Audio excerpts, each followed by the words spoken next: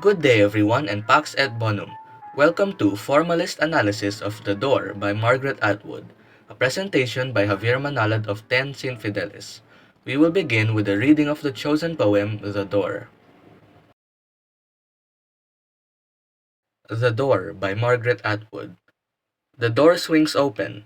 You look in. It's dark there, most likely spiders, nothing you want. You feel scared. The door swings closed.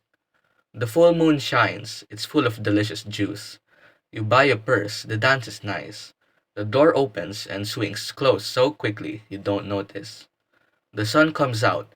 You have swift breakfast with your husband who is still thin. You wash the dishes. You love your children. You read a book. You go to the movies. It rains moderately.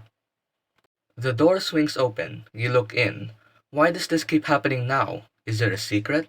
The door swings closed. The snow falls. You clear the walk while breathing heavily. It's not as easy as once. Your children telephone sometimes. The roof needs fixing. You keep yourself busy. The spring arrives. The door swings open. It's dark in there, with many steps going down. But what is that shining? Is it water? The door swings closed. The dog has died. This happened before. You got another. Not this time, though. Where is your husband? You gave up the garden. It became too much. At night there are blankets. Nonetheless, you are wakeful. The door swings open. O God of hinges, God of long voyages, you have kept faith. It's dark in there. You confide yourself to the darkness. You step in. The door swings closed. The narrator in the poem. Based on my interpretation, using words in the poem such as you and your, the narrator wants to put us in the position of a little girl who through the course of the poem ages through their teen years, adulthood, and elderly life.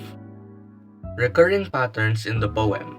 A major recurring pattern in the poem is the mention of a door, which the girl, or rather the reader, feels hesitant to enter until the very end of the poem. The reader waits in suspense for the meaning of the door to be revealed, but ultimately, they were left without a clear answer. Figures of speech in the poem.